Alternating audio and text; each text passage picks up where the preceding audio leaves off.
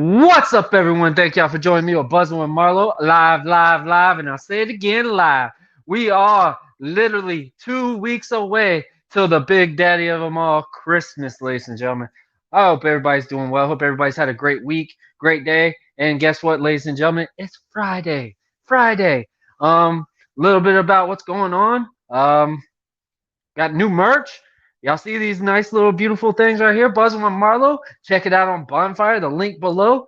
Um, I'm gonna also do a nice little discount. You do the promo code Buzz20, you get 10% off.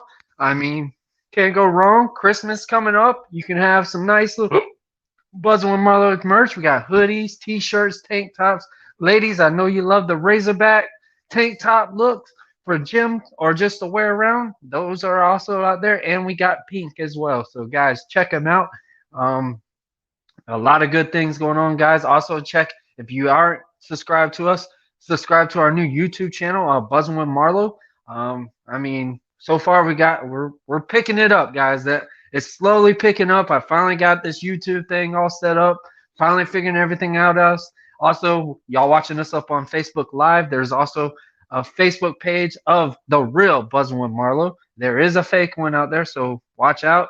If you see the one with this logo right here, that is the right website. But guys, I mean, it's crazy. Christmas is almost here. I'm so excited.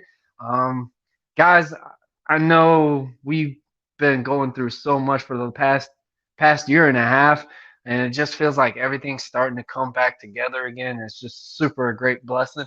Guys, today's guest, I'm so excited. We're going back into it. If you haven't checked out my episode with the commission, we are blowing it up each and every week. My boy Shiz Lansky off the Top Ropes podcast and Dre on Wheels from the 1130 podcast. We are up there killing it, talking about wrestling, doing some metaphor about Disney. We're just having a great time. Guys, most importantly today, guys, I'm excited about my episode today because I am joined with my good friend, welcome again. He's coming back, guys. Donnie Harris. That's right, guys. CCW's own commentator, ringside pitch man, Donnie Harris Jr. So much to talk about Donnie. I mean, I met him literally when I was walking out of CCW, and I mean, we've kept connect real for a while now, and it's just a great chats, great times that we have. So I'm looking so forward to talking to him today. We're going to talk about his up and coming projects that he's got with CCW. We're going to talk about the upcoming projects he has with the Jacksonville Giants. That's right, guys. He is an announcer for the Jacksonville Giants. Season's just started back, and he's going to be on those live home games, guys. You're going to hear this man. I mean, a man can kill it on the mic. Man is amazing on the mic. One gifted talent, one awesome announcer. I'm looking so forward to it, guys. So when we come back, the countdown's going from 30 to 1. We will be joined with Donnie Harris Jr., ladies and gentlemen, and that starts now.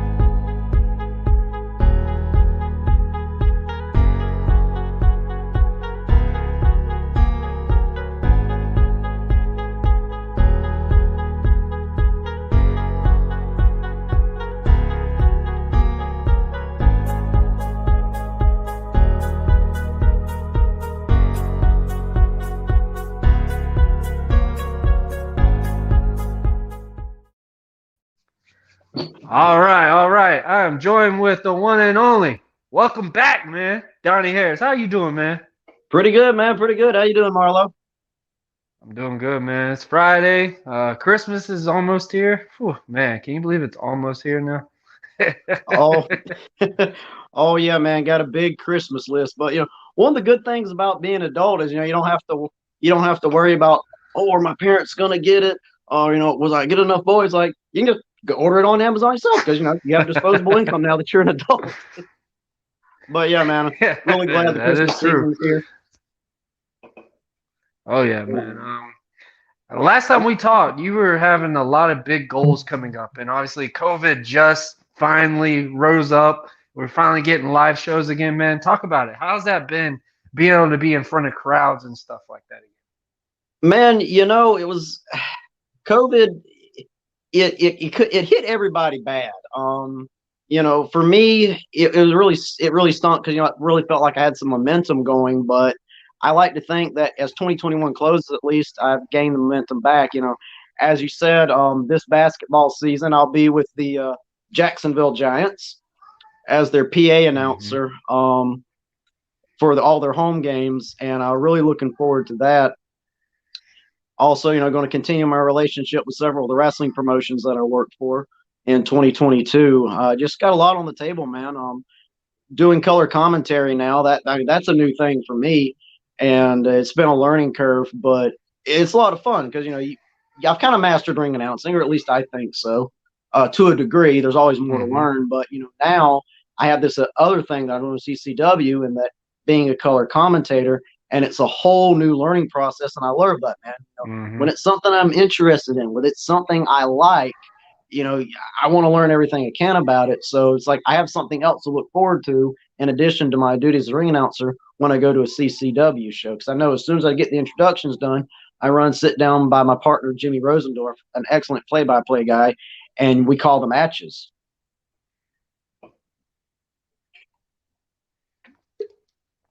That's awesome, man.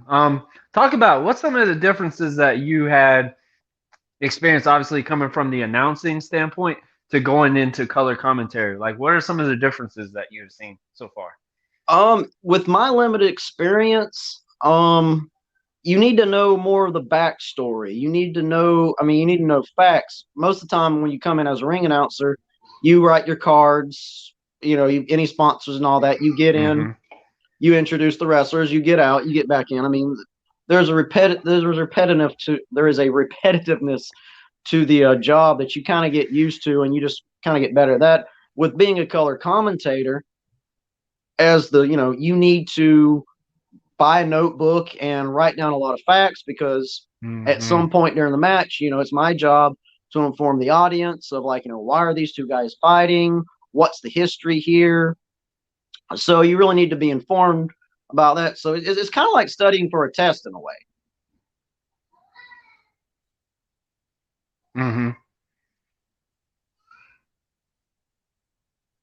I agree with you on that. That I like how you brought that in perspective like that. That's pretty neat, because obviously, like when we go to these WWE events, we don't get to hear the announcers. We don't get to hear the play-by-play stuff. Like I remember when I think my first wrestling show I went to was as a house show. They didn't have announcers and stuff like that. So when we got to go to a live SmackDown, I was like, oh man, Michael Cole, Taz, all these guys, and you just saw them, and you're like, you can't hear them. Like, what's going on? Like they're talking, but you can't hear what they're saying.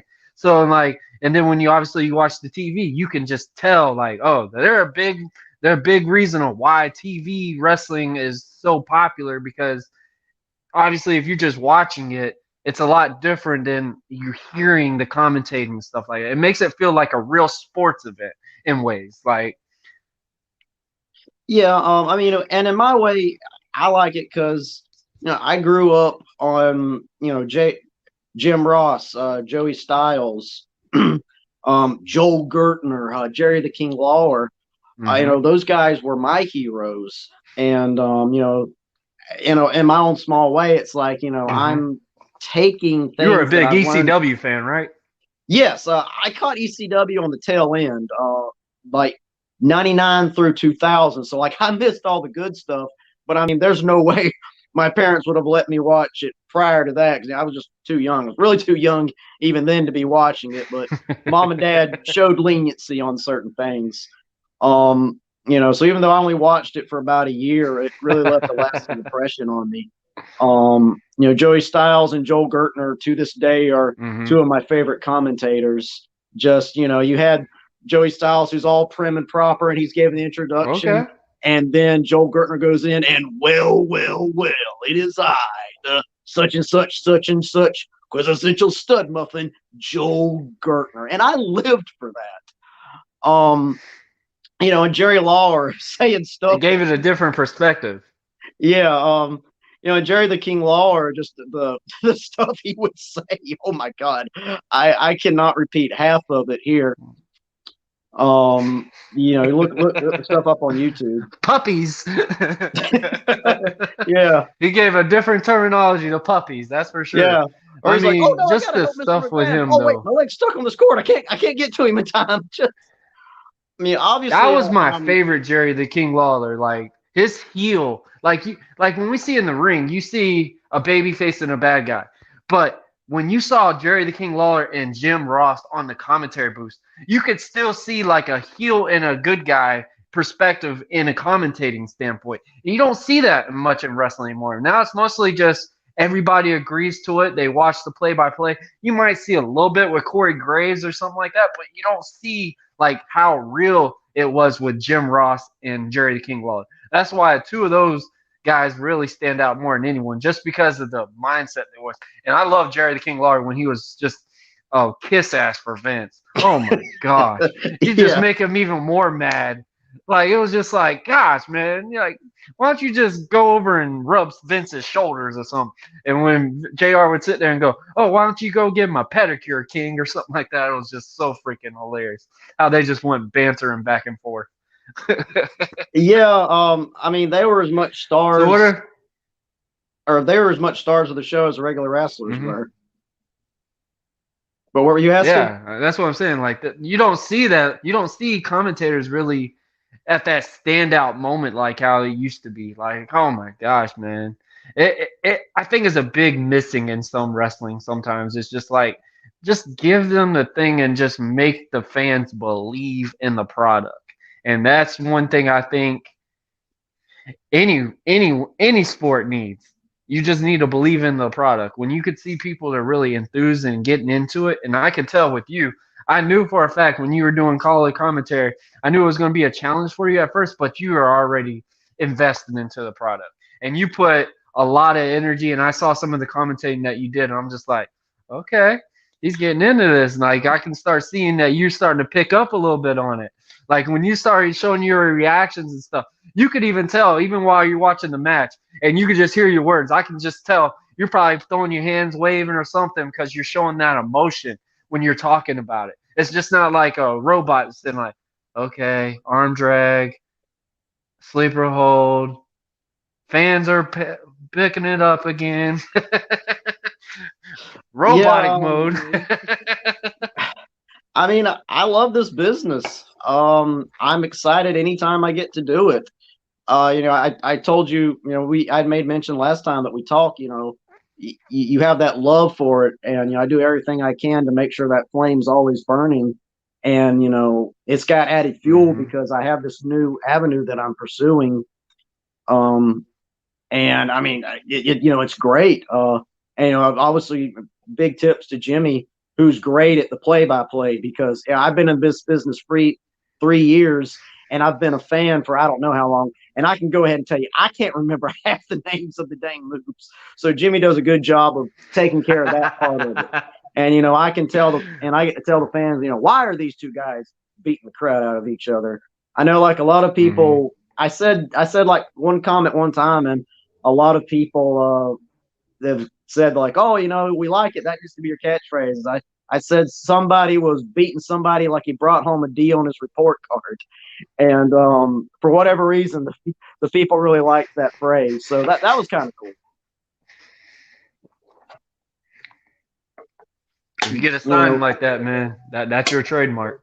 Yeah, maybe. But if you get a sign out there, you made it. You made it. Yeah.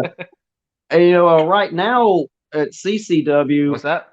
Or right now at CCW, we're having a tournament to crown our first ever television Collect the Bounty champion. Every week on our episode, we're showing another one of the tournament matches to crown our first ever television Collect the Bounty championship. It's a title with a unique concept in that every time you defend it, $1,000 is added into a cash box. More times you defend it, more money gets put in. At any point during your reign, might have lost him. Hold on, folks. He might be coming back, might not. All right, we're back. All right. Oh, there you are, man. I was afraid I'd lost you. That's the best thing about editing. That's the best thing about editing. Right. You're good.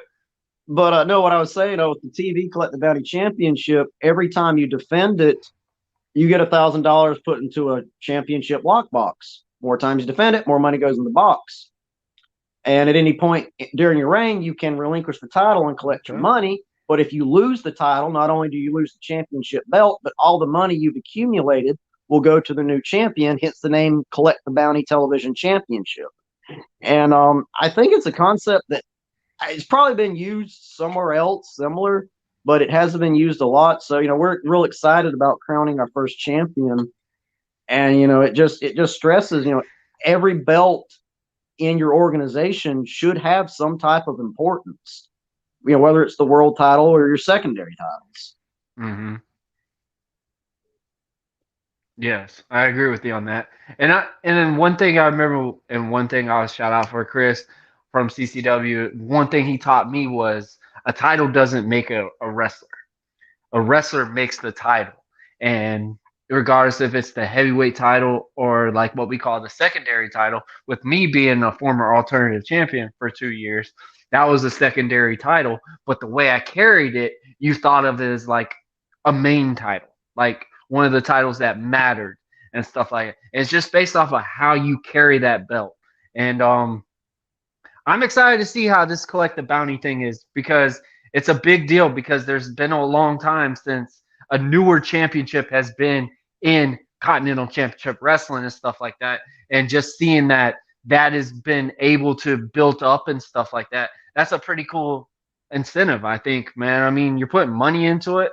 I mean, we don't do this stuff for free.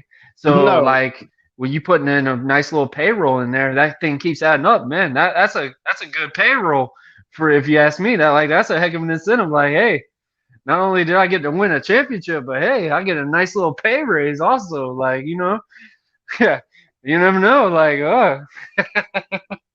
yeah, I mean, we try to, especially me and Jimmy, whether we're hosting the show or in commentary, we always try to stress the importance of all our titles. Obviously, the World Championship currently at this recording is being held by Darian Drummond, and he's the guy in CCW. He's the guy to beat. Right behind him is our Southern States title, and that's being held at this recording by the Machine Bryce Maddox. And we really stress the importance of that secondary title, because it's real simple. If you hold on to the Southern States title for a few months, get some good defenses, pretty soon you'll get a shot at the world champion. Be a build-up. Yeah. It's the same back in the old days of the NWA. Whoever held the United States Championship was considered the number one contender to the world champion. Yep. I agree with you on that. Also, I want to do a shout out to my boy Darian Drummond. I mean, we go way back. Just to see everything that he has accomplished in that business and stuff like that is just a beautiful thing. I remember the first Stampede y'all got back, crowd-wise. I actually made an appearance.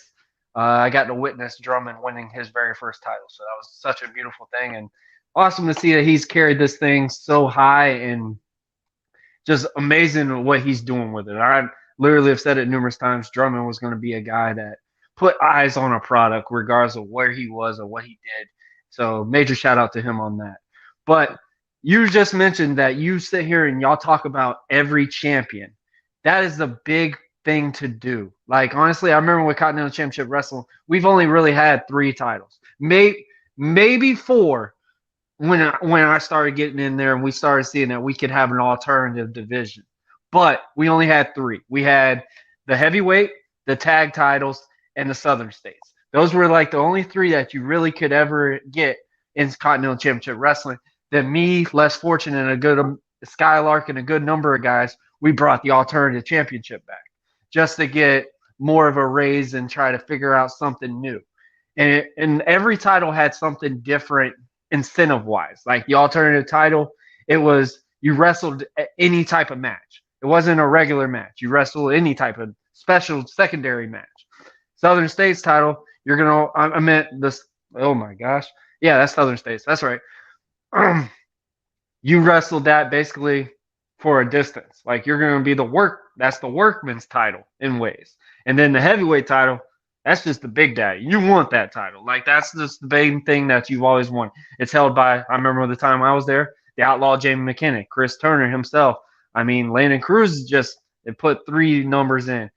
Toxic or Cecil Andrews now. I think he's changed his name again. Yep. He's held that title now. Now my boy Darian Drummond's gotten it twice. So it's just these are huge achievements in CCW. Like there's some stuff that I'd never even got.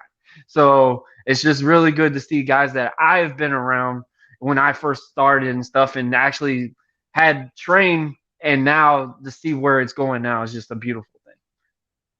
Oh yeah, and you bring up a good point. Any good company is going to make every championship mean something, and AEW has really given smaller promotions a good blueprint. I mean, winning the TNT championship is a major accomplishment. You win that belt, on TNT, and it tells everybody that watches AEW, okay, this guy's got something. He's good. He's not world champion yet, but there's something there.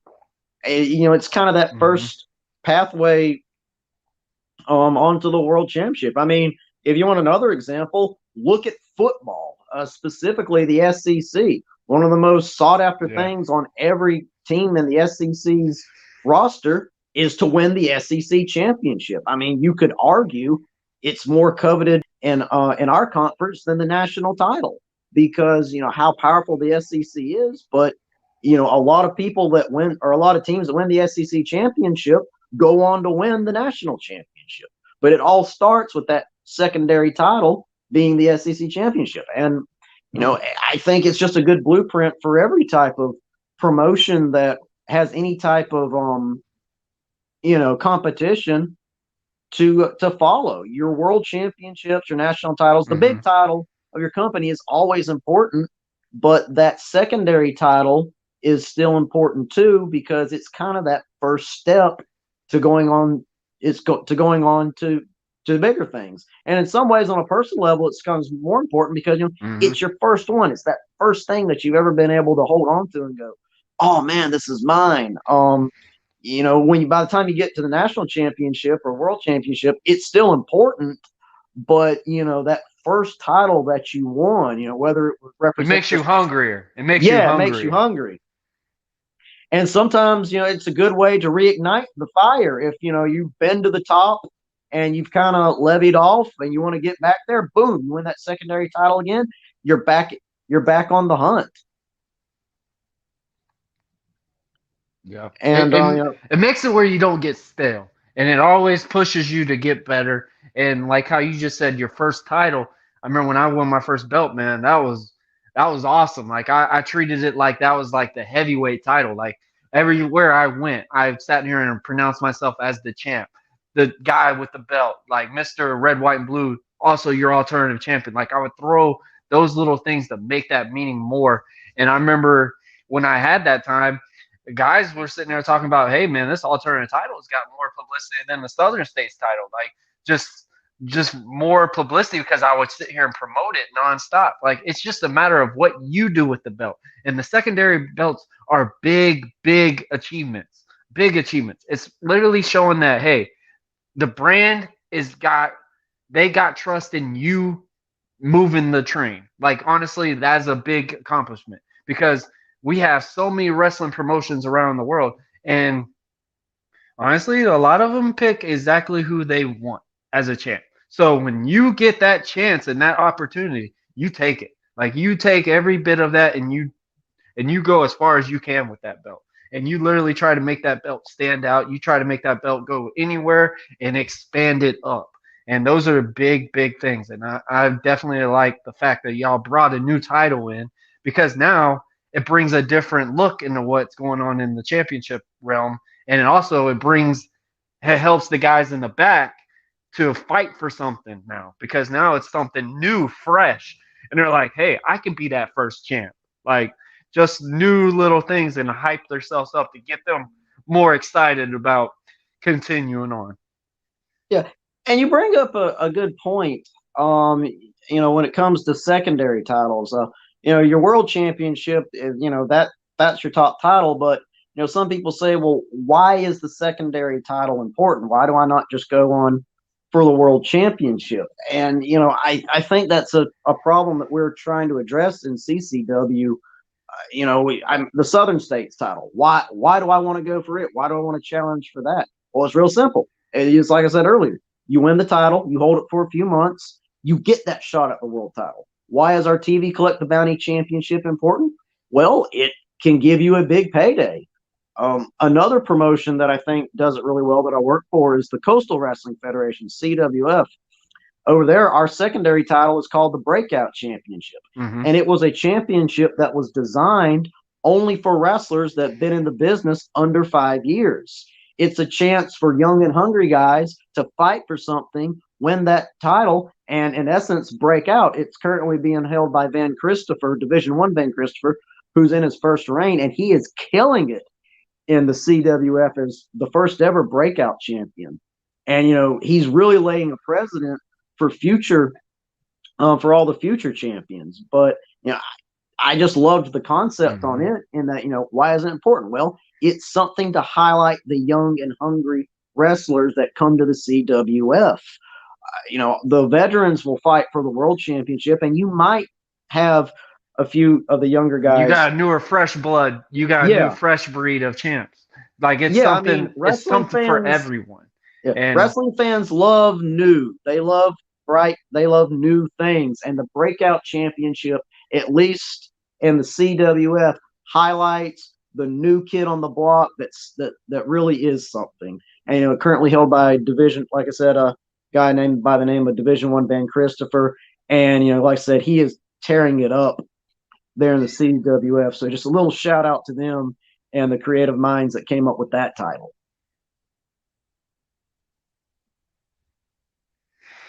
I love it. Yeah, I agree with you on that. And also it helps you if you try to sell merch, it helps you get that merch sold out a little bit more, because then it's like, hey man, this man's a champ. So this guy's not somebody to mess around with. This guy is literally legit for him having a champ. That's how fans prospectively see stuff. Like they see it as, oh man, that's a champion. Like we got to get his stuff. Like he's got the belt. Like this is something we want to see him more. We want to buy more merch of him. Like these are just those little things in wrestling that help somebody expand out, makes them bigger. It's like a resume, guys. Like it's based off of how much you get out of all the knowledge and all the stuff that you've had in professional wrestling. Yeah, and I mean, all right. So Donnie, I want to talk about. Go ahead. Go ahead. I couldn't hear what you said for a second. What did you say? There's a little bit of lag here. I'm in the swamp. I'm in the swamps of the Sunshine State, so the internet doesn't always come through. But no, man, go ahead. All right. So last time we talked, you said you had a big thing you were trying to mark off your bucket list. I think probably not recent, probably like 2 months ago. Did you finally get to put that check mark under the bucket list of you being able to commentate a boxing match or a UFC type fight? Yeah, or what? Not commentator, but I'd always wanted to get involved with mixed martial arts in some way, shape, or form. And the Shadow Fight Club, or Shadow FC, is an amateur MMA promotion down in the Villages. And they needed a ring announcer for one of their shows, and they called me up, and I was able to go down and do my first MMA event, and it was great. I loved it. There's a different energy in the air than a wrestling show, which I love wrestling, but we go back to that word new. It was something new and exciting that I'd never done before. And as far as I know, the promoter really liked my job, and I'll be working with them again soon, probably in the new year. I don't think they're running in December, but which is fine with me because I've got my hands full announcing for the Giants, and also I do PA announcing for well, you can't really see it here, but Florida Gateway College, their basketball team. So basketball takes up a lot of my winter months. Yeah, that's pretty cool. So you still do the college. You're still commentating for college for Florida Gulf, and then also still doing the Jacksonville Giants. That's a busy man, man. That's a lot of knowledge of basketball too, man. Because I remember my times with basketball. Oh man, I can only imagine with like an announcing standpoint, you got to remember stats, rebounds, steals, points, everything. So, oh my gosh, you a busy, busy man. Yeah. Well, I mean, as You a just got PA it in announcer, categories on calendar. Go, hey, yeah. basketball, wrestling. Um, I'm a PA announcer for the basketball teams. It's a little bit easier. It's a similar role to being a ring announcer. I introduce the teams. I keep the crowd informed of any violations Mm-hmm. that happen throughout the game. But yeah, I mean it's a sport. I never really thought that. I mean, I always knew it existed, but I never really watched it much. But Florida Gateway College took a chance on me, and now I'm in my fourth season with them. And from there, I gained the experience to now be working for the Jacksonville Mm-hmm. Giants. My first full season with them. I filled in some last season. It's great. It's new opportunities, and you got to pursue those when you can. I mean, is it a little outside my comfort zone? Yeah. I mean, when I started making money with my voice, my goal was to be a ring announcer, to do wrestling shows. But Mm-hmm. I stepped outside that comfort zone, and I've done okay with it. Oh, lost him again.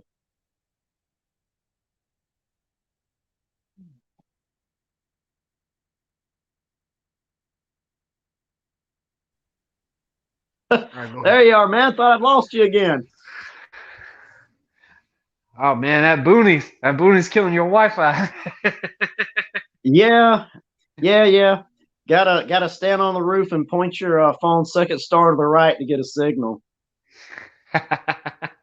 Hey man, that's one good thing about the pre-recording. I could edit and all that, so it's all good. All right, go back and talk about the Jacksonville Giants thing.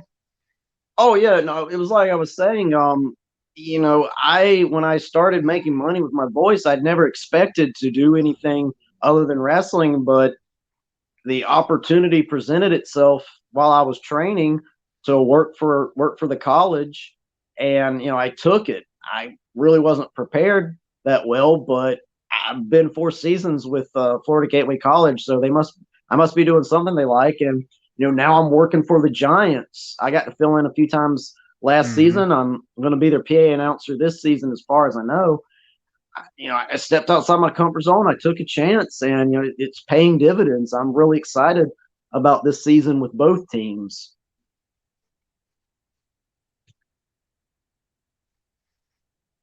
That's pretty cool, man. That's pretty neat. That, like how you got to commentate still for college and stuff. And honestly, that's like a major like up in the like ante type scenario. So say like you're getting to commentate for the minor leagues, basically almost before they go in the NBA and something like the D League.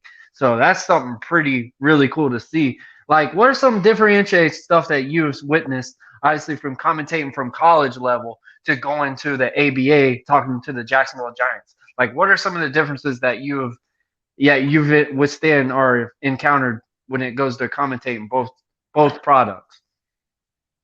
That's a good question. Um, I mean, it's much faster paced in basketball because I'm sitting at the desk, and I have the things I'm Mm-hmm. supposed to say, and the producer, I believe that's the term, is when they pause because there's a foul or it's an end of a half. They'll say go to media, and then they go to me, and Mm-hmm. then I have to plug the sponsors, like remember, folks, no one out pizzas the hut. Be sure to grab a pizza on your way out the door, or just something like that. So the pacing is much quicker, but at the same time, there's a little bit more structure. The world of pro wrestling, as you very well know, can be very, very chaotic. You don't have that map and that GPS about where you're going all the time versus when I go into when I go to a basketball game, I kind of know all the points and where they're going to be, so I don't have to expect the unexpected. So there's a bit more structure in a basketball game, Mm-hmm. especially with an ABA team like the Jacksonville Giants. First, you're going into a pro wrestling show, which is just organized chaos. And I love both. I mean, I love that organized chaos pro wrestling, and I love the structure that comes with being a PA announcer in an ABA game. Mm-hmm. So how's it to like when you see like venue wise, like you're getting to commentate the Jacksonville Giants? They play at the Memorial Arenas, right? They used to with COVID. They've moved to Christ is King High School. I believe that's the term. I believe that's the name. Please forgive me Okay, if I'm yeah. getting it wrong. But I mean, it's a wonderful venue.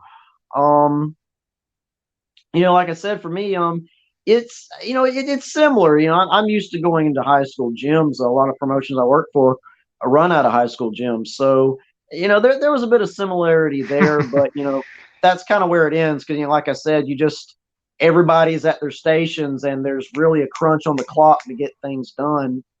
And the ABA versus you got a little bit more time, Mm-hmm. when you're dealing with a wrestling show. That's the biggest difference that I've Yeah. I recognized. mean, it's crunch time. Basketball, hey, that's a different mentality and that's a different outlook on when it goes to show performance wise and stuff like that. And I forgot, yeah, with COVID and stuff. I mean, shout out to the new ABA team. It's called the Nassau Pride. They play out in Yulee High School. It's really cool now. As long as it's been, we had so much talent in Nassau County. Now that they actually have an ABA team representing Nassau County is a big deal. I mean, just from the little town that we have had, just a little area that we have, just for now to have its own ABA team is pretty cool. And I think they actually gave the Jacksonville Giants a couple of games. Yeah, I think they may have played. They may have crossed paths a time or two. I only did 3 games with the Giants last year. I was filling in for the other guys, so oh goodness, excuse me. They might. I'm pretty sure they'll be on the schedule for this season though. So I'm definitely looking forward to that game. Yeah. Yeah, man, it's a little town, man. It's really cool that we're finally getting a team to represent out here because it's been a lot of talent for the longest time, and it's just like all you knew was the Jacksonville Giants. Like, there's a lot of ABA teams out there, and you just don't know of them that much just because you only got that one trademark name. Kind of like wrestling, like now it's not like we got WWE anymore. We got AEW. Impact is finally stepping back up. Uh, MLW is coming up out of the works. Like, oh my gosh, like that thing is rising up now. I mean, it's just amazing to see all in general, wrestling is getting better.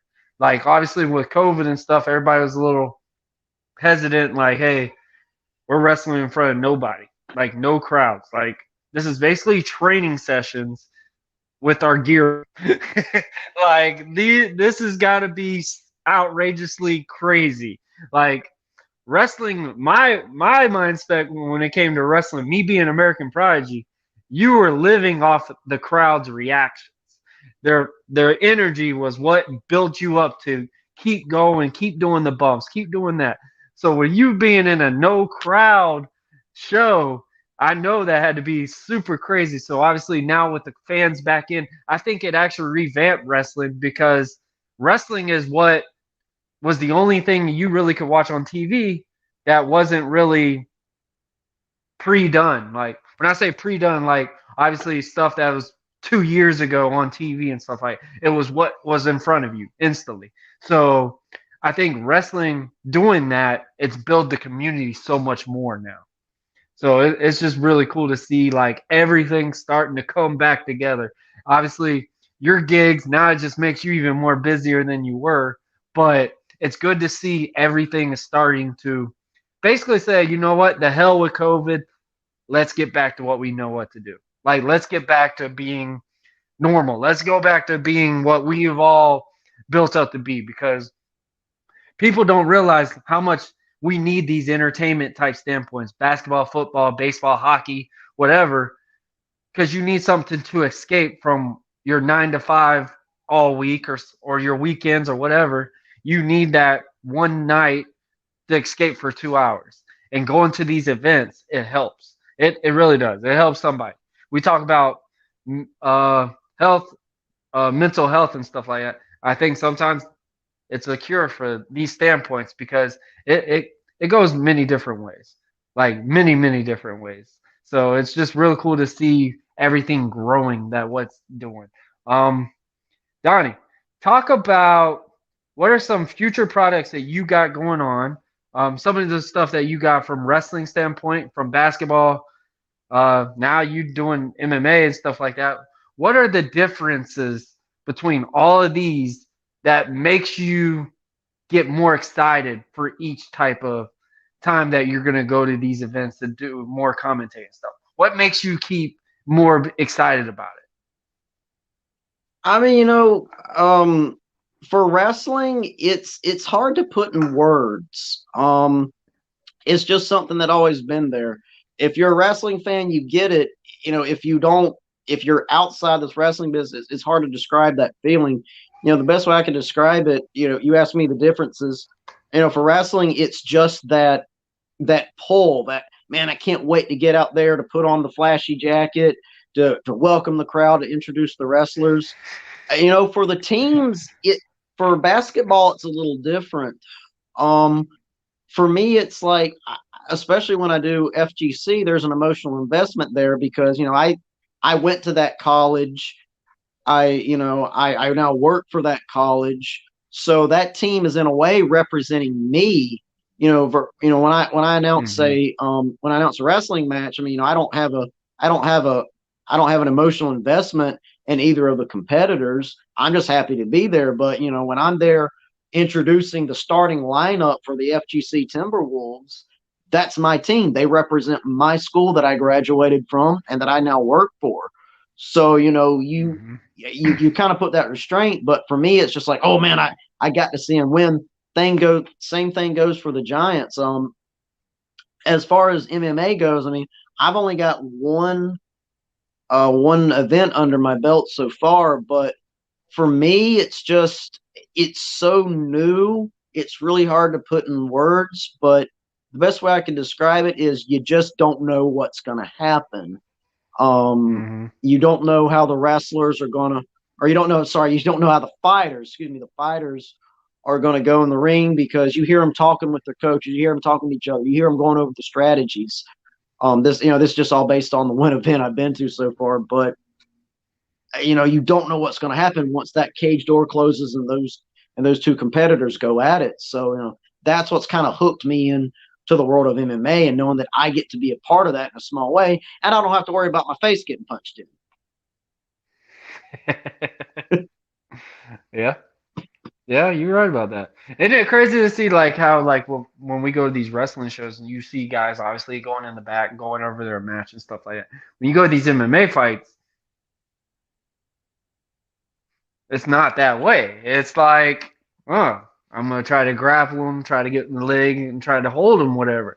It's not, hey, we're gonna do this, do a hip toss and stuff like this. No, it's we're gonna go in there. I gotta win. Like I'm gonna try to pin you to win. Like either tap out or something. I'm pinning you to win.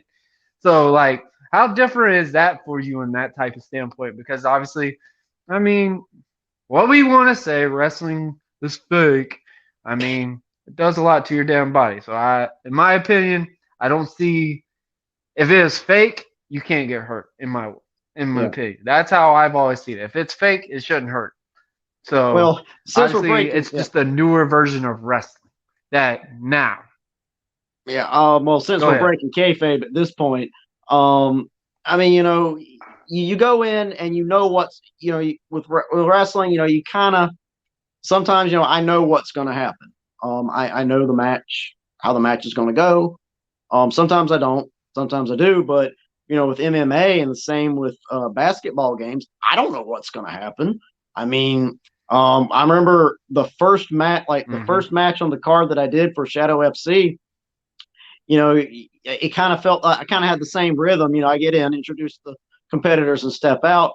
But I remember as I turned around and I saw the two guys, going at it, and they exchanged punches. Then it like truly dawned on me, like, oh shit, yeah, this is for real. They are really going to hurt each other.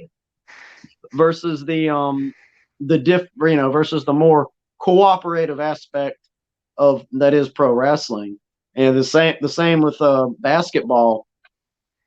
You have, these teams are really trying to beat each other. There is no cooperation. They're trying to get the highest score by the end of the time period to go home with that W. So the unexpected, the unknown, that is what I love about these two other sports. That's pretty cool, man. That's awesome to see it. You really are adapting to so many different levels. Like you gone from from basketball to now doing ABA, and now you actually have checked that goal that you were talking about last time. Now getting to commentate your MMA game ordeal. So it's like really cool just to see how much more you're growing, and you're still back with wrestling. Like obviously that's the first love that you've had. That's what brought you into this. And you were literally showing, hey, this is where I came from and stuff like that. And it's just really cool to see how more is building you up. Like how much more confident are you now going to these shows often now than what you were when you first started? I'm pretty confident. I have the experience now. I know little tricks where I don't have to worry about things. It's hard to put in words. I just feel like, okay, I can. The first few shows I did was like, oh my God, I'm gonna screw up too. Now it's like man, I got this. I'm gonna make these wrestlers sound like $1 million. I'm gonna entertain this crowd in the way that I do. There is a bit of confidence that I've been able to obtain. I really try to keep myself humble to a degree, not just so I don't come across as my head getting too big, but I feel a lot more confident than I did. Every time a promoter has said, okay, kid, we're going to use you, that's just kind of been another little confident, made me believe in myself more and more. But it all started with CCW, them giving me my first chance, and the CWF kind of giving me my other chance in this business. So just anytime you were with them when they first started, right? Yeah, I've been with the CWF. I was in their second event. I've missed a few shows due to either scheduling conflicts or because I was in the hospital, but for the most part, I've been with them since the beginning, and I don't plan on leaving them anytime soon.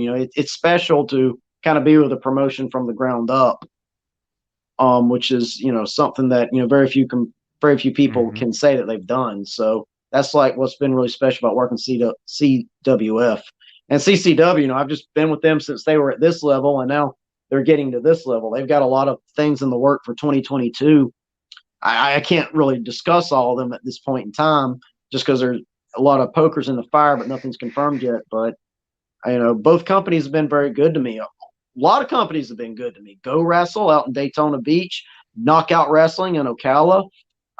Every wrestling company that's used me, I owe a debt of gratitude for helping shape the performer that I am today. Yeah, I agree with you, man. It's just really cool to just see you're not only enjoying yourself, but you're expanding out. You're doing what you need to do to get yourself, because you want this to be your main job. You want to make sure that in the end game is, hey, I want to get paid big doing this. Like I want this to be my life. Obviously, not having to do your shoot job 24/7. Like you want this to be your main goal, your main job. And obviously, man, just to see the work that you're putting in, I have no doubt that you will be doing it someday. I remember when I first did this chat with you, I told you I see you doing the commentating for NWA. They're actually going to be in Jacksonville January 8th. So, I mean, that's pretty cool. That's a big deal. NWA hasn't been in Jacksonville in like 30 years. So, that's going to be real cool to see. And like I still say it, I think I'll see you commentating at NWA or something like that. Like you're going to be one of those longevity announcers. And it's just really cool to see what you have done with the short amount of time that you've already had. Like, I mean, that's how like I saw with me in wrestling. Like, I only wrestled for like 6 years, but I put a lot into it. Like I did everything I thought I could do in what I could do in there. Obviously, do I wish I could do it longer and stuff like that? You bet your butt. But injuries hurt, and sometimes you stop moving, you stop doing the machine basically, to like where it's just like, that's gonna hurt when I think about it again. Like I give the analogy, hey, it's like a car accident. Like literally, when you take those first couple of bumps, like obviously it's easier, but when it gets done with that end of that training session, you feel every bit of it. Yeah, man. Speaking of that, Donnie, how's your health doing, man? My health is doing great. I mean, a lot of people, that close to me know, or anybody that I've spoke with. It's nothing that I put on social media, but I've had my health Mm-hmm. struggles. 2 time, I'm a cancer survivor, 2 kidney transplants. I had 3, 4, 5 major surgeries this year due to my car crash. But as far as my health goes, Yeah. I'm doing great, man. I'm still working my 9 to 5 job, or some cases it's 4 to 1. I'm a baker at Publix, and although one little correction, man, is I love my job as a baker at Publix. Even if I do make it big as an announcer, I probably would still want to go work Mm-hmm. at least one day there. I love making bread, and you put all that work into it. You put it out on the shelf, and you see someone buy it, and they're all excited, and they can't wait to get it home. That's a special feeling. I really do like my 9 to 5 job. It's allowed me to pursue this dream of mine, Mm-hmm. because if I didn't make money at my day job, I wouldn't have the money to pursue this, because I have a saying: chasing the dream don't pay the bills. And You ain't with lying. yeah, thanks to Publix, You're not I lying. can pay those bills. That is But definitely a fact. yeah, I tried out there. But as far as my health goes, my health is fine. I'm doing real good. Take my medications when I'm supposed to. I have a very good support system with my family. God bless my mother and all that she's done for me, getting my health. I mean, the kidney that I have now, she gave me. Mm. God bless my dad and my stepfather, who have also helped me out in many ways, and as well as the rest of my family. You know, they've been everything. I mean, I'm not saying anything a Mm-hmm. lot of other people with good families doesn't already know, but just God bless all of them for helping me be Yeah. healthy now. Yeah, absolutely. I mean, that's a huge thing. And that's even amazing to know your mom basically gave you life again. Like, I mean, you can't really live without a kidney and stuff like that. And for her to give you something like that, that's crazy. Like, that's awesome. Because Yeah, honestly, that I just mean, shows how much without her, I you couldn't being live this. appreciated to what you have. Yeah, and yeah, I don't know if I don't know if people would understand what I'm saying, but it's when I take, when the show's over and I take off my shirts and all that, and I'm getting changed, I can look in the mirror and I see all the scars on my body from all the operations that I've had. I mean, my stomach's stretched so tight now, you could probably bounce a quarter off of it. I've been through a lot, and it really just makes me appreciate what I'm able to do, because I can remember so many times where I was laid in a hospital, IVs hooked up, uh, you know, um, tubes shoved up my nose, and just it really makes me appreciate my health. And those scars always remind me to never take for granted the blessing that I have Hmm. in my health and being able to pursue this passion of mine. So they are in a way their own blessing. And I pray no one else ever has to go through Yeah. what I went through, but I am thankful for them, for the scars in that regard, and that they keep me grounded, and they remind me to never take anything for granted, because just being able to sit here in my room and talk to you about wrestling, that's something that I couldn't do a few years ago. I couldn't do earlier this year, when I was in the Hmm. hospital. So I mean, I'm kind of going on here, but it's like, man, people, whoever's listening to this, just Nah, you're good, man. appreciate your health. We take it for granted, but just enjoy it, man. Because it can be taken from you like that. You know, God willing, I won't ever have to go down I a agree road with like you on that that again. totally. I agree with you on that, man. And like how you said, like with the commentating stuff, like, man, I never in my life thought I could ever actually do a podcast, and not only do a podcast, make a successful one at that, because this has definitely been a huge obstacle that I'm enjoying. And also it's just like it's challenged me more and more, because obviously when we first did this, I did only recording and it was only audio only, because I didn't like looking at a camera. I didn't like seeing all this, because I wanted everybody to kind of like see, because I was a mask character, not have to see my face in ways, because it's like, hey, but possibly not want to reveal myself in ways. But now it's just like, you know what? The way to adapt to podcasting, now that we have been doing really well, we got to make videos. You gotta get the video footage out now, and I've been having a great time doing it and enjoying everything I'm doing. And one thing I love about podcasting is I get to live in other people's shoes, and like how this is a great episode. I'm a former pro wrestler and you're an announcer, so we're giving two different aspects into a sport that we both love. We all both have passion for. And it's just so cool to actually see the perspective from what your job is compared to what I was used to. And it's just really, really freaking sweet, because I could just tell, man, you've came a long way. You've paid your dues. You've literally have. And that's more said than done to some of the people that I've seen stuff in the past. Is just you've really paid your dues. You really have came a long way to actually where not only CCW puts almost full trust in you to making their product, that you're getting more chances to go with the Jacksonville Giants. Your college, like that's your alumni, and you're getting to announce there. And then you're getting to do MMA events. Like, good Lord, dude, you're all over the place. Like, that's just really freaking sweet to see all the cool achievements that you have encountered and you've gotten to have. Like, it's just a beautiful thing, man. Yeah. I mean, it's, I've, in some ways, it's kind of, I guess, I've taken it for, you take it for granted in a little bit, but I mean, what I've done is nothing special. I mean, we live in this wonderful age where, thanks to the internet, thanks to smartphones, you have resources available to you, or at least access to those resources.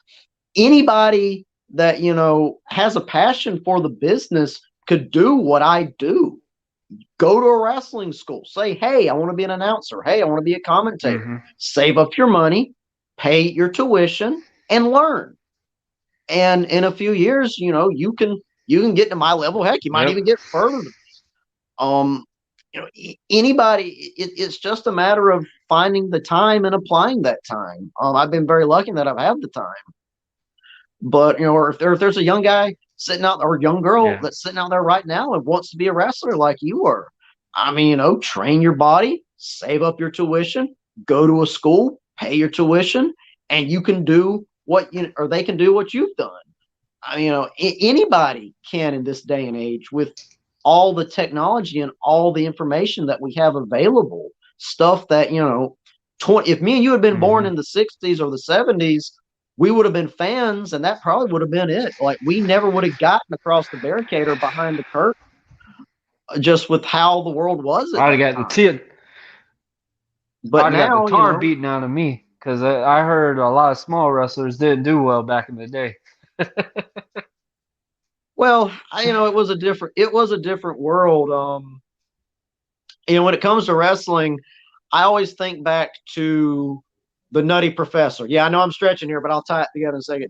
And the Nutty Professor in the first dinner scene, Father, Cletus Clump, the dad, is talking about big, small, medium. You need all that. And you need that in wrestling. You need, the big jacked up dude, muscles glistening. I'm going to beat you up. You need the beer brawler that's guzzling beer and he's got his big belly poked out like that. You need the shorter guy in the mask with the colorful costume bouncing off the ropes. You need all of that. You can't have just one type of thing, or your business probably isn't going to do well in this day and age. And that's what I love about it. That's one thing. You need variety at the bakery. If we sold one type of bread, you think people would keep buying? No, we have a whole variety of breads and sweets and goodies and cakes and all that we sell, and that that at least that part can be applied to wrestling as well.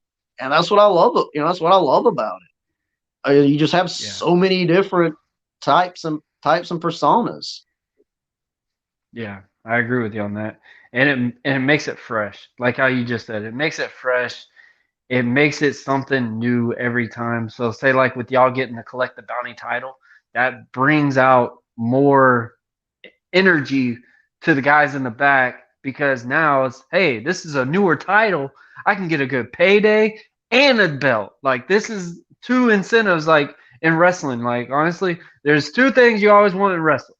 You want to get paid and you want to be a champ. Like those are the two main things that you in the mindsets. Obviously, it's you want to be a champion, and then obviously the pay. I mean, we're gonna be real. Nobody's wanting to do this for free. Period. Yeah. I mean, No. yeah, we all make the metaphors. We make the metaphors. Hey, we'll do this for free. I said it for my first year, and I absolutely regretted it.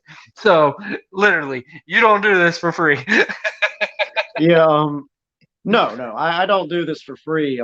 I mean, my voice, my voice, I don't charge I don't charge a king's ransom for my voice, but I am going to be compensated for it to some level. You mean you can't do it for free? Gas alone, oh my God, what is it right now?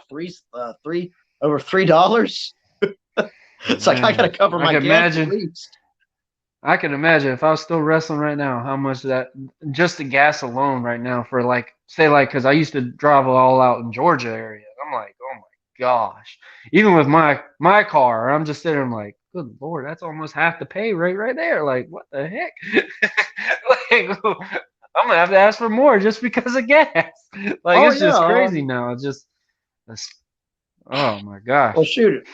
I've already I bought my new car, because I had my crash and I lost my pickup truck. May it rest in peace. I love that pickup truck. But my new car, all the traveling I've done, I'm already on my third oil change or fixing to be on my third oil change, and I've cut back. I have really cut back from what I used to do because doing as much traveling as I did. That's why I got tired, fell asleep behind the wheel, and hit a tree. But yeah, you really don't really think about how many miles you rack up when you get started in this business, but that's what you got to do. If I was going to give any advice to anybody that's going to be in this business, you can't stay in just one place past a certain point. Now, I love CCW and I will continue to work with them for as long as they let me, but I'm going to work for other promotions when I'm not working CCW. I'm going to work CWF. If I can, I'm going to work Knockout Wrestling, Go Wrestling, or Spinebuster Championship Wrestling up in Valdosta. I'm going to work. Are they coming back? Hopefully. Are they back up and running? Hopefully sometime next year. I can't say anything for certain, but they are coming back next year. 2021, was kind of, there was still some things that they were reeling from the COVID thing, so they weren't able to get back up to where they were. But I owe big debt to Spinebuster. They really kind of helped break me into Georgia, and I was able to meet so many people and a lot of guys. From Shout out to Preston and Johnny Maverick because those two guys are amazing. Like those guys, I give a lot to them too, man, because they helped me expand out in Georgia and stuff like that, and they would come to our shows and like sometimes we'd act like we know more, but man, when you listen to some of those stories with Preston and Maverick, like it was just really freaking awesome. It makes you really appreciate being a pro wrestler. So it's really cool to see them up and running again because Spinebuster was running hot, and I mean hot. Yes, like, a lot of people don't run. They don't run in Valdosta. So when they were running shows, and it was on a Wednesday, and I even asked Preston when they first thought about it, I was like, hey, why are y'all running on a Wednesday, especially on church day? Like, why? He was like, man, that's the best time. Fans are going to come out. Kids are going to be able to come out and just enjoy it.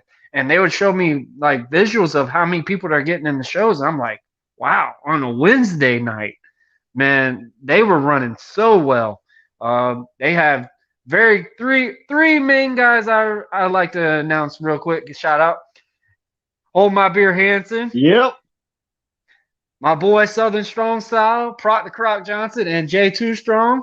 Um, Hopefully Hunter Mako's still going out because that man was a man. That dude, oh my gosh, love watching his matches so much, and I just love that those three are so all over the place now, and it's crazy to see because thanks to COVID, those three have gotten to expand out because they were just Spinebuster's own, and I mean it's just really cool to see what everybody is doing nowadays. Like my boy Darian Drummond, Solo Jones, even Landon Cruz, Cecil Andrews, like Daniel Anderson, all these guys that I've grown up with, Johnny Romano, Logan Stevens, still going out doing well. Shout out to Tyson Maddox. Like these guys are really growing. They are really expanding their characters out. I mean, the three guys we mentioned about Swinebuster, they were on AEW. Like, Yes, they were. isn't that crazy? Like, and you wouldn't have got this based off of COVID. Like they got to be an extra and help out. Gosh, I can't remember his name. He just had a really Lance Archer. Yeah, Lance Archer and Jake the Snake, who was managing him at the time. Yeah, I got all three of their perspectives on that story. Oh my gosh, if you haven't listened to that story, those three are the biggest trip. I still got to get them on, just all four of us on, and oh my gosh, that was just a clown fest, just individually with them. So, and it was just crazy. Like they gave me all three different perspectives of that story, how that built up and stuff. And if you haven't checked those out, man, oh my gosh, those three are a trip. So insanely a trip. I've had the privilege of riding with them. We did a seminar this year with Mikey Whipwreck and Jerry Lynn, and riding with them. They're great. It's just just good old Georgia boys, and each and every one of them's great. I'm proud to say I've worked with them, and I hope to work with them again, if not in Spinebuster somewhere. But we got to meet Mikey Whipwreck, who I was a big fan of. I'm a big fan of Jerry Lynn. Meeting them and hearing them give feedback to the wrestlers about how they could improve and all that. If you never go to any other seminar, Jerry Lynn and Mikey Whipwreck, you get your money's worth. I can't say nothing but good things about both of them and the feedback they were able to give the wrestlers. Me, I was mainly there to just introduce the wrestlers and give them a really good introduction, but I can't say good enough about those two legends. They've made it in this business and they were giving back to the next generation. But as far as I know, Spinebuster will be starting back up in 2022 at some point, and I will be right there with them. They are another promotion that's near and dear to my heart. So hopefully sometime in 2022 they will be back, and you'll be able to see those guys going at it again in the Spinebuster ring for their championships. I remember they've messaged me a couple of times like, hey, you ever think about coming back? So obviously we all get that answer all the time, and Lord only knows if I'll ever just fully say no. So we'll see. It's just based off of how long it takes to bump. And good thing that crowd's back, because obviously that no fans in the crowd thing, oh my gosh, I don't know how people did it. I really Oh my gosh. CCW did a few shows. If you look at our back catalog on YouTube, we did a few shows with no fans. And they were good shows. We produced them as best we could. But, you're missing that last element. You're missing the oohs and the ahs, the boos, and, the crowd. That's the adrenaline. Yes. That's the adrenaline. And, like, one thing I describe when it comes to a wrestling show, the curtain. When you come out the curtain. No fans in the stand, that entrance is a lot different. Like, I've seen it. I've wrestled in front of it. I think the least we were in Abbeville, Georgia, I think it was like 3 or 4 people in the stands. So obviously it's just a lot different, but it was a fan aspect. But imagine it with none. Oh man. Oh gosh. Major props to everybody that did it. I couldn't. Oh my gosh, that's like a training session just wearing your gear. But what else were you gonna do? Were you just gonna stop wrestling for a year, or you just gonna just change the narrative and do what you needed to do? I I wasn't gonna stop remember, announcing. As soon as there was a show to do, I yeah. was gonna announce it. And, especially during the heights of COVID, you needed that. You needed something that got you out the house, even if it was. Hmm. Although when I think about it, uh, pro wrestling might have been the worst thing for someone like me to go to because as a cancer survivor and transplants, I'm immunosuppressant. I do not have a good immune system, and I'm going into a locker room with a bunch of wrestlers. But it helped. It helped me keep my sanity because the walls were closing in. Hmm. I can only watch Netflix on my phone so many times, read so many books. I mean, the bookcase behind me, I Yeah. read every Oh single one my of those during gosh. COVID. Um, you got to get out of the house. But now that it, but now thanks that things are subsiding, like you said, things are growing. I think we have a lot to look forward to in 2022 on the indie level with all the promotions and what they have going on, and on the big level. I mean, anybody that's watching AEW, it's like wow, my my love is back. It had kind of been Hmm. NXT had kind of rekindled that fire, and now NXT is what it is. It's not the NXT I fell in love with. I'm not trying to badmouth it, but as wrestling fans, we like change and we don't like change, and it's a little different. Although Braun Breaker's pretty cool, but we have so many new things coming out in 2022. I can't wait. I'm sitting. It's like 30. Still have 30 days to go. Just sitting here talking with you. It's got me all excited about. Excuse me. What the new year is going to bring. Yeah, man. It's awesome. It's just good to see everything's growing. Like, I remember when this was first going on with COVID, everybody was nervous, like, we're really locking down. Like, I remember the biggest thing that changed for me when it came to lockdown is they were shutting gyms down. I'm like, why? Like, out of all things, gyms. Like, no, don't do that. Like, I'm still paying for this every year. Like, what? Why? Like, that was the mindset I got realization. Like, okay, now I got to change things up because I was used to just going to the gym. Now I got to do this stuff at my house. And workouts were a lot different at home than what you could do at the gym. And it's just like these different narratives that makes you appreciate what you got now.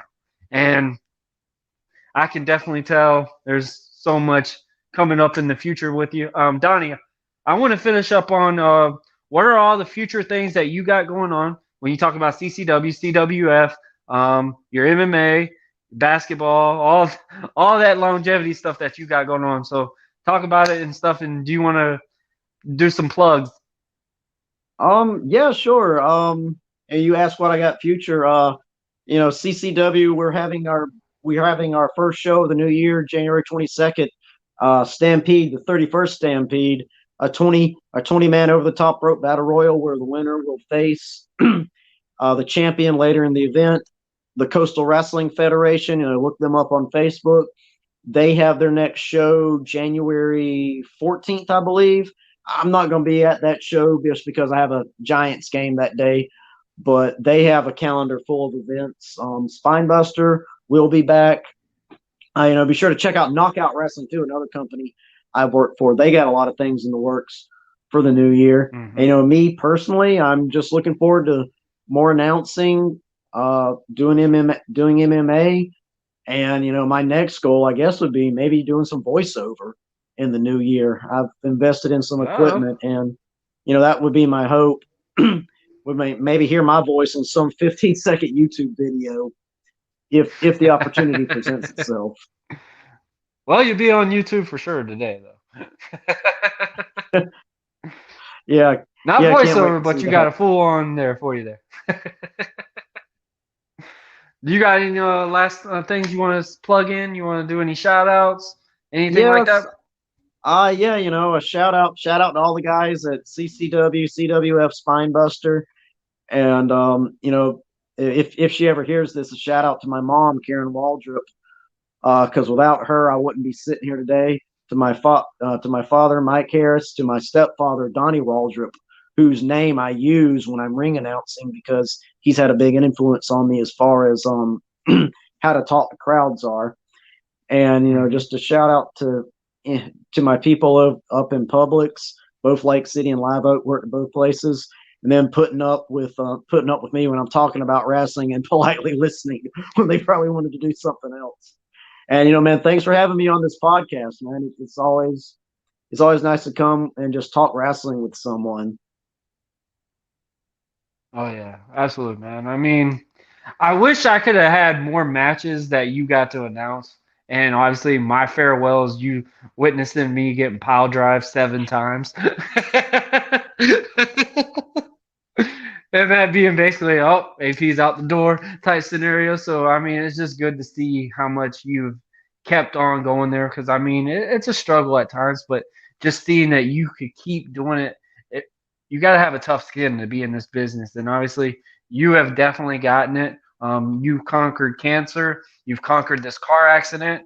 I mean, there's so many different things that you have had trials and tribulations, literally, and you're still going. You're still going. That's the main thing, and that's one thing I hope everybody gets out of this episode is just how heart driven Donnie is, how heart driven he is to keep continuing this stuff. Like it's just a beautiful thing, man. And I've told you numerous times you are more than welcome to come on anytime you want. Um, yeah, man, it's just really good to see how everything is. Shout out to all of independent wrestling, the companies that I've been in, guys I've worked with, and stuff like that.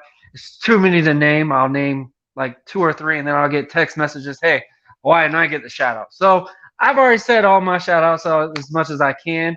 But Donnie, I appreciate you doing this, man. Y'all check out CCW. They do have their upcoming Stampede coming up. 31st. I've been in, I think 3 or 4 of them, and they're a beautiful thing. They're a lot of fun to watch. A lot of fun to watch. These guys literally put a lot of work. Uh, great time. You also, I mean, I've never seen nobody go to a wrestling show and not have a good time. So you definitely going to get some laughs. Like it doesn't matter where you go, you're going to get some entertaining aspect to it. CWF, Stampede, I'm in a Spine Buster coming back. That's a big deal, especially for Valdosta. They really need that wrestling back.